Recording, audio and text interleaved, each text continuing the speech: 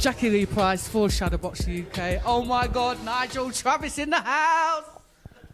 I'm very happy Nigel Travis is in the house as well. So I'm just elated. I'm just elated that Marc is sort of taking what's rightfully his. What we believe, he had the potential to do for many years. For many years, he's.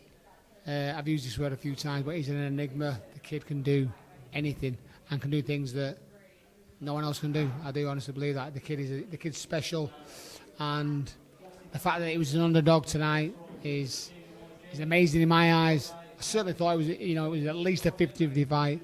It wasn't with the bookies. So, thankfully, a lot of Salford have earned a few quid tonight. Listen, you had a massive following. Firstly, congratulations. You now have a new champion in the gym, super bantamweight British champion with Marc Leach. Like you were saying, he is special. He is super special. But I wanna speak about Chris Bourke because he is a decent fighter, isn't he? But tonight, unfortunately, he wasn't able to catch Marc, was he? No, but that's really not got a lot to do with Chris Bourke. That's got a lot to do with Marc Leach. Marc Leach, it seems like, he fifths and faffs, but his eye, his reaction, how unorthodox he is. He can fight orthodox southpaw. He does it equally well, and he doesn't know what he's going to throw. I don't know what he's going to throw when I'm on the pads with him. I have to try and get it right, so it's taken a long time doing it. Marc's been with us, since God rest his soul, Oliver Harrison passed away, and this is a tribute to Oliver because Oliver started him as a 6-year-old. He got Jamies to the British Championship, and this is now, the second coming of that. So Marc's special. Marc's genuinely special. So that unorthodoxness, people, won't work him out. It's impossible. So, and Chris, that's how Chris capitalises in the past, being unorthodox, being awkward. But no one does it like Livewire does it. He's just special. It was difficult for him to work him out. I think he was trying to draw him on a few times, and Leach wasn't having any of it. Listen, it was good and it was difficult to watch because they're both nice kids. They both come from that background where you just think, oh, give them a break. Do you know what I'm saying? But tonight it was Marc's night, wasn't it? And how brilliant is that for his family? Yeah, it's phenomenal. And, we thought he had a coming out parade a year ago, a couple of years ago, when he fought Kazashvak. So he fought Kazashvak on an Eddie Earn show. He was supposed to win and stayed on. Marc Leach got bumped. Listen, it is what it is. We are where we are now, regardless of what he's done in the past. He is amazing, an amazing talent. And now, God willing, he's in the public, domain, massive public domain. He's British champion. You can't ignore him now. No, they can't ignore him anymore. People will have to box him. People will have to fight him. No one would choose to fight Marc Leach. And because of what he's done. So the fact that he was an underdog, as I said, it amazed me. Because I got told that it was because Chris has got a better resume, Michael Ramboletsa. Now, Marc, had a ding dong, but did well with boxed Thomas Asomba, who is a real fierce opponent. Made Kazashvak look ordinary. So that's the honest truth. Listen, Chris is a good fighter, and we knew he was a good fighter. He's a very strong kid. I can knock you out with one punch. That's what I was saying, Marc. Right towards the end, please don't switch off because this kid's got one chance. He had two chances. He had a chance of maybe knocking him out or having a bench judge. Now, the fact those scorecards were some of the scorecards were so quiet, I just don't see it. And again, this is not about what happened last week, which is disgusting, but it's the same you're going to be ignored. I would suggest. Listen, subjective. I get that, but I thought there was only winner. I thought there was only one winner last week, and the right win man won today. So this is not about last week. This is about tonight. Marc Leach is the super bantamweight champion of Britain, and he's a bantamweight. So he came up with this opportunity because he was there. and no one wanted to fight him, and it became an opening. He took it. Can he go on to bantamweight? Definitely. He could do featherweight.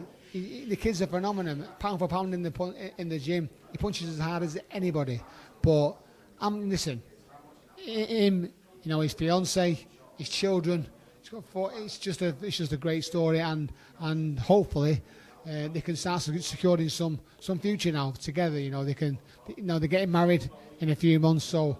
And he looked fresh. He looks fresh faced tonight. And I was sat there waiting. It took ages for the cars to come. I don't know what happened, but I was thinking, oh, not again. And I was looking at Chris Bourke and looking at Marc, thinking, wow. And that's live. But Chris tried, as you say, to drag Marc on. Marc wasn't having it, and he walked on to everything. Listen, he's a real tough fighter, Chris Bourke, and I take my hat off to him. The Bowers team, they're good people, they're good boxing people, and we genuinely have nothing but respect for them. And unfortunately, he met Marc Leach tonight, but the kid's a very talented kid, and I'd like him to do well. I like the Bowers. I think they're fantastic. The whole Peacock gym, it's historical, and good luck to them. And we wish them all the best. It was done with massive respect. There's not two kids who start having to slag each other off and swear at each other, and be disrespectful. Both respectful kids, both good fighters, but Marc Leach is the better man. Absolutely. I mean, that's why I was saying it was a little bit difficult to watch, because I know both kids, and I know they both need that push, because they're not very vocal outside the ring, are they? They just let their hands do the talking. I want to say how incredible Chris was. He literally had the bit between his teeth, didn't he?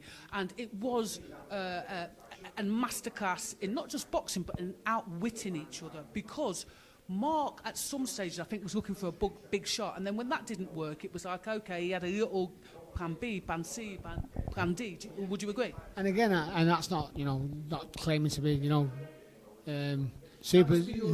superstar, but genuinely, that's not, so in the changing room, we genuinely said every eventuality we sort of had covered.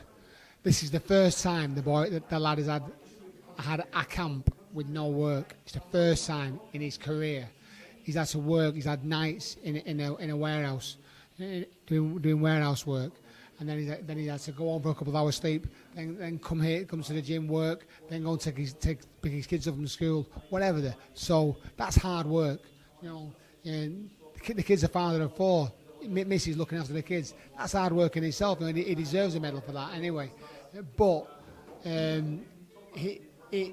he deserves it, and I believe that he can now go on and make a future for them kids, make a future for his missus. Have a splash wedding. Go and earn a few quid, because that's what he needs. But who'd want to fight him? I'd say no one. If they get picked, now he's British champion. They have to fight him. If anyone, or if a big opportunity comes ahead, why not? I think it is amazing that you are vocal. I've known you a long time, and I know that a lot of people play the game, don't they? They play the game, and whereas you and Jamie are proper old school boxing people, and you are speaking out about this debacle with scoring. But do you think it's going to go against you slightly? Tonight I felt that. You're looking at the judges immediately. I didn't think they were right, but what am I going to say? What do I say? How is it? How do you change that? Listen, the power's with us. The power's with the people. Power with the people. I know, it's like a cliche, isn't it?